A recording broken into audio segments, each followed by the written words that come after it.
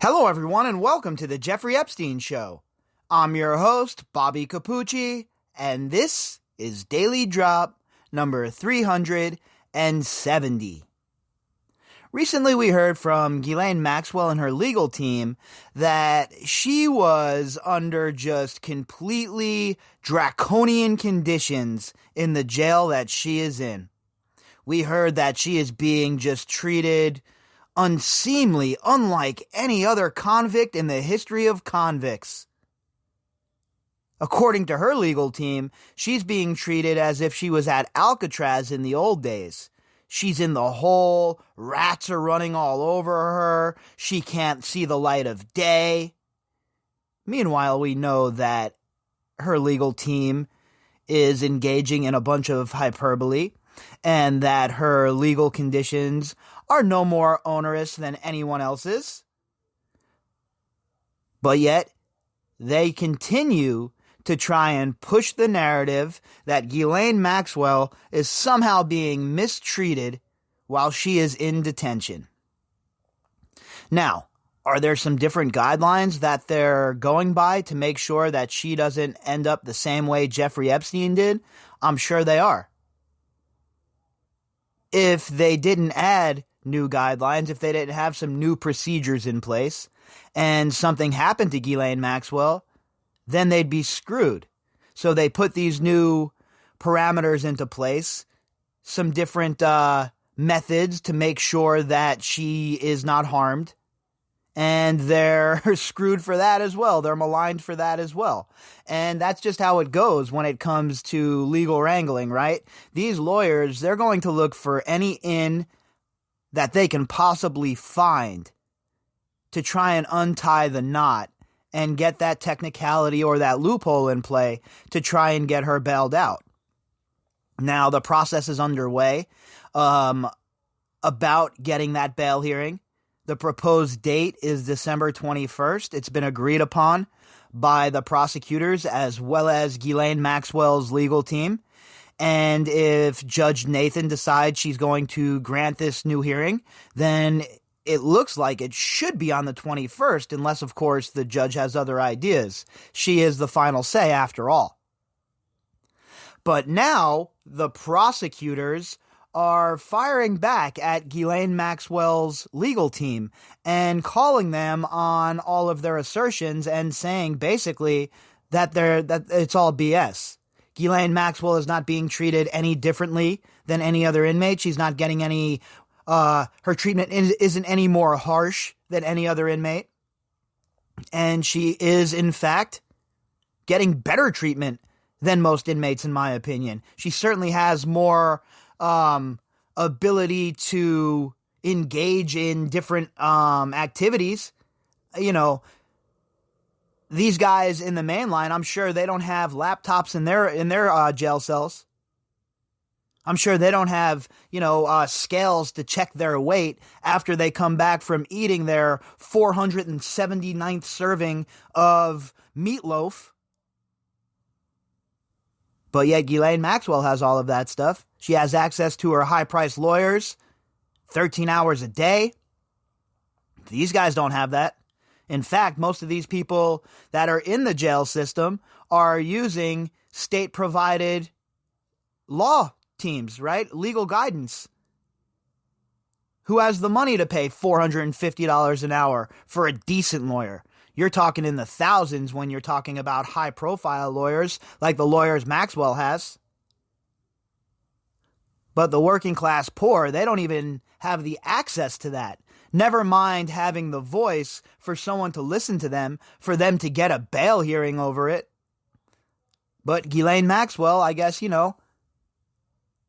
she's on a different playing field, right? Even though her lawyers would want you to think that she's being treated differently or being treated harshly, in actuality, it's really the reverse. And the prosecutors fired back at Maxwell's legal team in a statement to the judge, and they're basically saying the same exact thing. So our article tonight is from the New York Post, and the headline is, Federal Bureau of Prisons defends Ghislaine Maxwell's jail conditions. by Rebecca Rosenberg. The Federal Bureau of Prisons defended Ghislaine Maxwell's jail conditions on Monday, noting that she gets 3 meals a day and is in good health at a healthy weight of 134 pounds. 3 meals a day, like everybody else, and maintaining a healthy weight of 134 pounds. So, she's obviously not starving. She obviously is not suffering from the effects of malnutrition. 134 pounds for her size, I'd say that's a pretty healthy person. So I guess she's getting on well without her vegan diet. And don't get me wrong, whatever, if people want to be vegans or whatever you want to do in your personal life, you'll never get any sort of criticism or opinions from me about what people do in their personal lives. That's your personal life. Do whatever the hell you want. You want to be a vegan? Great. But guess what? Once you get to jail and you get to prison, unfortunately, those choices are taken from you. And now you have to eat whatever is provided by the federal government. Unless, of course, there's some sort of religious situation going on, then that needs to be adhered to. But as Ghislaine Maxwell thinking she's going to get herself a platter of lettuce wraps and some kale chips to munch on while she's watching Law and Order from her jail cell, yeah, that's not going to occur. She's going to have to eat what everybody else is eating, and obviously it's not having any ill effects on her. Attorneys for the Metropolitan Detention Center in Brooklyn filed a letter saying the British socialite, co-conspirator, fellow child abuser, general all-around scuzzbag and bipedal serpent, is being treated like any other inmate, following repeated complaints from Maxwell's defense team about what they have called the onerous terms of her confinement. Oh, give me a break. Please, somebody stop the madness already. These people are truly out of touch. You want to talk about terrible jail conditions? You want to talk about being up against it and having no hope? Just go and take a look at the general population of any major prison in this country, pretty much. Talk about horror stories. These people are confined in these small areas together with all sorts of psychopathic people, and you're forced to cohabitate with these folks. And none of these people are getting their vegan sandwiches. None of these people have 13 hours. So who's really getting the shitty end of the stick here? I bet you just about every one of these people that are in general population who are getting the regular treatment of the working class poor like usual would trade their treatment for the way Ghislaine Maxwell's being treated in an instant, just to get away from the madness and the stench and the just massive humanity that is always around you in prison. So I guess it's easy for Ghislaine Maxwell, from her solitude and her place of privilege still, to continue to cry about her conditions inside of jail, as if everybody can't read this for what it is. A transparent attempt to leverage the COVID pandemic as well as the conditions in the jail as a situation for her to make bail. Now, let's just hope that the federal government can sniff it out as quickly as we have. Maxwell's lawyers have said that the 2019 suicide of her alleged co-conspirator Jeffrey Epstein while awaiting federal sex trafficking charges at another BOP facility has led to the intrusive monitoring of her every move to ensure she doesn't meet the same fate. You would think that her legal team would be happy about this, right? You would think that they would have demanded some extra parameters in place to make sure that their client is healthy and robust and ready to stand trial. But instead, some sort of crazy idea that this monitoring is not a good idea, that it's bad for their client all of a sudden. Meanwhile, if anything happened to Ghislaine Maxwell, these people would be crying from the rooftops, right along with the rest of us, by the way, that the prison didn't do enough. So you can't have it both ways. There has to be some extra steps that are taken to safeguard the safety and well-being of such a high-profile inmate. And sometimes those steps might be coming by and making sure you're breathing in your cell. But staff attorneys at the MDC have insisted their management of the high-profile inmate has ensured her well-being without taking unduly restrictive measures. And that's what the prison has said from the beginning. That she's just being treated like anybody else. They have a few different parameters that have been put in place to hopefully safeguard her, and that's that. According to her, if you listen to her representation, you would think that she was an Italian American in an internment camp during World War II or something. That's what you would think.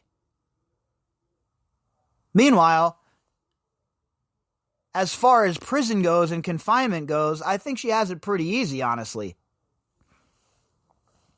Since Miss Maxwell's arrival, she has been provided 3 meals a day in accordance with BOP policy and its national menu. Sophia Papapetru, a staff attorney at the federal lockup, wrote to Manhattan federal judge Allison Nathan. So, she's getting treated the same way everyone else is. 3 hots and a cot in accordance with their national menu. So whatever the national menu is for the day, that's what she gets. It's kind of like being in high school, remember? You'd show up to the cafeteria and each day they'd have different food for you. Here in Nevada and Las Vegas, where I grew up, we had a sandwich called like the Big Nevadan. They had the Big Virginian. And, you get to have your choice of 3 or 4 different things for the day. And I'm sure it's pretty much similar where Ghislaine Maxwell is right now. And if you could possibly imagine, the food is probably even worse than your local inner city high school food was. Her medical records show that she currently weighs 134 pounds, which fluctuates plus or minus 2 pounds. So she's been in prison or jail since July. And if her weight has fluctuated only 2 pounds one way or the other, she's obviously not in that bad a shape. She's obviously not being treated that bad. And she is obviously not missing too many meals. So the menu must not be that unappealing to her. And frankly, I'm a pretty picky eater myself. But if I was in jail and the menu said meatloaf, guess what, folks? Meatloaf it is. MDC Brooklyn correctional staff utilize flashlights when viewing inmates' cells overnight to ensure inmates are still breathing and not in distress, the letter says. And that's factual. It's not just Ghislaine Maxwell. What, they don't walk through the main line and shine their light into the cells to see what's going on in there? Look, you're incarcerated now. They're acting like guards are walking by Ghislaine Maxwell's cell every night and smashing on the bars. They're bringing in a freezing hose and blasting her with it. They're unleashing the dogs on her, sending in SWAT with pepper spray to toss her cell. That's the kind of shit they want you to believe, and none of it's occurring.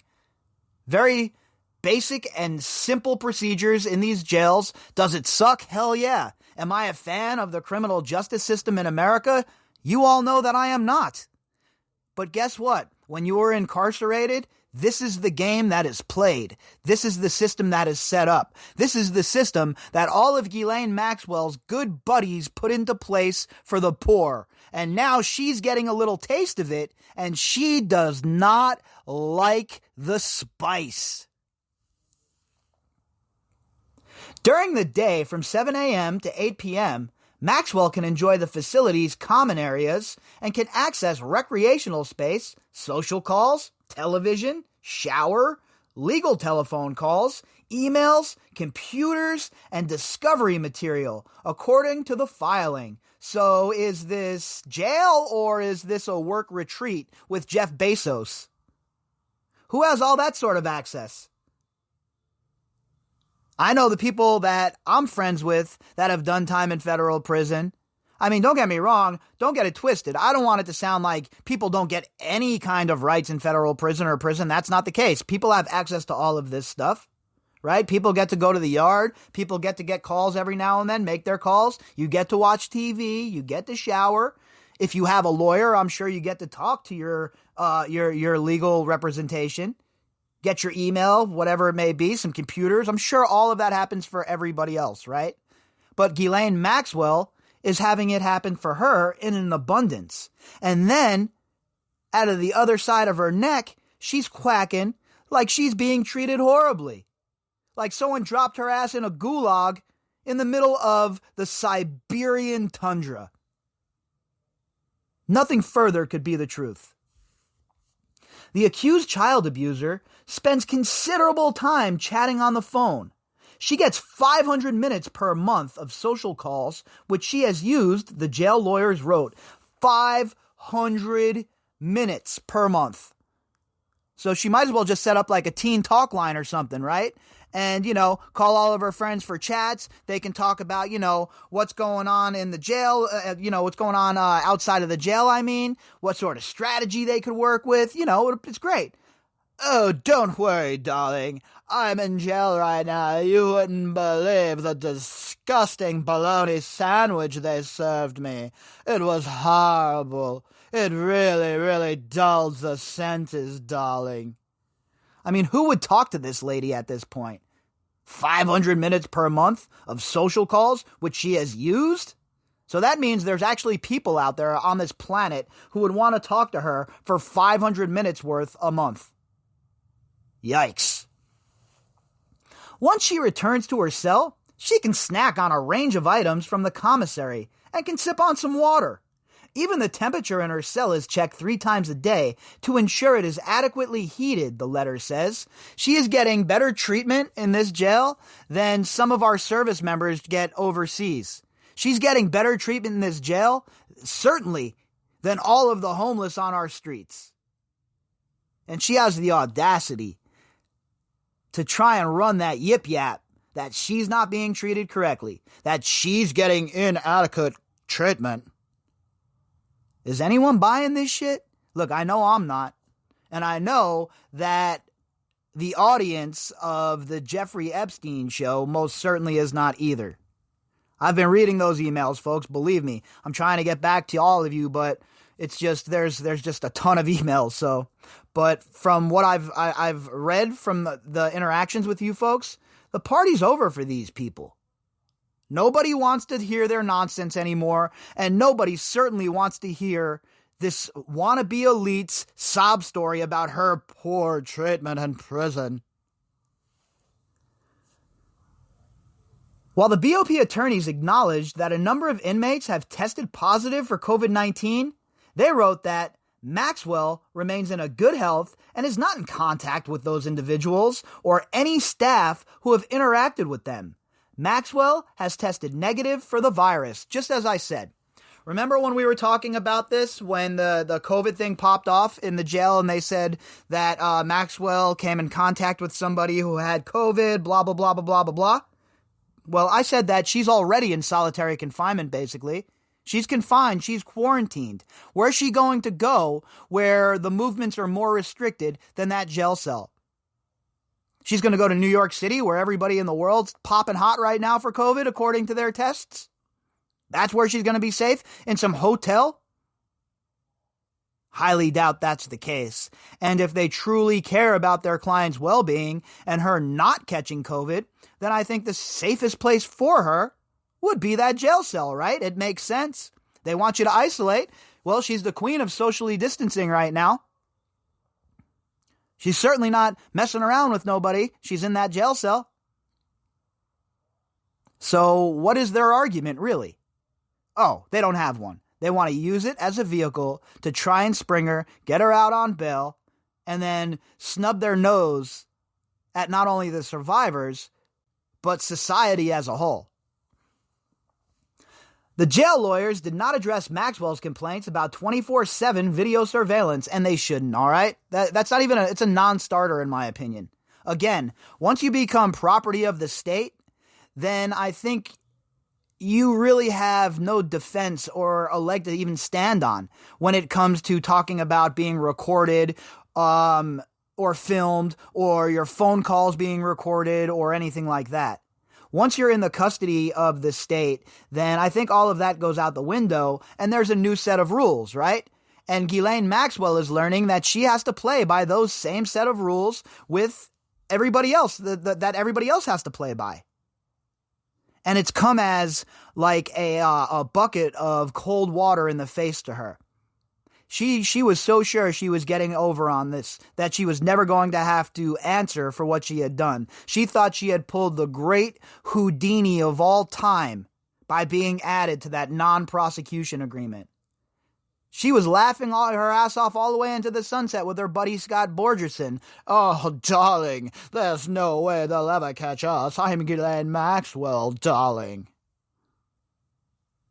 And now she's sitting in a jail cell, moping around, crying that she can't eat her caviar, or whatever the hell it is that she eats, and hang out with all of her crusty-ass, bum-ass, wannabe elite friends. Boo effing who. This is me playing the world's smallest violin. Maxwell is awaiting trial on charges that she recruited girls and women to be sexually abused by her and Epstein, then lied in a deposition about it, which we all know is the case, right? I mean, look, that deposition wasn't bombshell, right? There's none of this stuff has really been bombshell, the court documents. It's all about context and adding more meat to the bone. But it's obvious that Ghislaine Maxwell was lying in that deposition, according to all of these eyewitness reports, all of these survivors, all of these girls that came forward. And it was so apparent that the prosecutors believed that she was lying enough that they slapped her with some perjury charges to go along with her other miscreant deeds. Her lawyers have filed a new motion for her release on bail, which Nathan is expected to rule on later this month. She has been locked up since her arrest in July, when the judge denied her bid for release on a $5 million bond. And again, they're petitioning Judge Nathan for this new bail hearing. That does not mean they'll definitely get it, right? But the prosecution has given the okay if the judge says that that's the route they want to go. And they have also agreed to the date of December 21st. So it'll all come down to what Judge Nathan wants to do, what sort of schedule she has, or I don't know, whatever kind of behind the scenes, maneuvering has to take place. I'm sure we will learn relatively soon what's what. But I told you folks from the jump, in my opinion, that this was straight trash. That Ghislaine Maxwell acting like she's getting treated like she's a World War II prisoner that is, in a Russian or German or Japanese prison camp. It's like she was getting that sort of treatment. That's what she would have us believe. And she wants to set the tone, right? It's all about controlling the narrative, and they're playing their games, and they want that out in the press. They want to make sure anyone who might be a juror at some point, who might be following the news, knows that Ghislaine's being treated horribly. So when you have a case like this, there are many fronts where the battle is waged. And Ghislaine Maxwell, for all of her disgusting behavior, knows how to wage this kind of battle. While I don't think she, look, she's not a traditional spy in the sense of the word of like a James Bond, right? But she's an asset, just like her father was. And she grew up around this, so she understands how this game is played. They're going to throw out disinformation. You'll see. As we get closer, there'll be a ton of disinformation coming out. Like you see recently about Virginia and, the Sharon Churcher situation. I'm going to get more into that in the next couple of days, by the way. But you see how that happens. And just look at the timing, right? For people who aren't following the case, they're like, oh, wow, this comes out right now. What? This is on the heels of the prosecutors just saying in live court that these girls were not prostitutes. But yet Dershowitz continues to try and press that point home. It's going to backfire on him and them, in my opinion. And like I said, in the next couple of days, I'm going to get a little bit deeper into that. But folks, Ghislaine Maxwell and her legal team they're in it now, right? This is a punch fight. They're not going to back down. Ghislaine Maxwell's team is going to do everything possible to try and get her out of jail and to get her off of these charges. And if that is a seek and destroy mission to destroy the credibility of the survivors, that is what's going to happen. Be prepared for it. That's what they're going to do. They're going to go on the offensive. These aren't the kind of people that are just going to give their power up.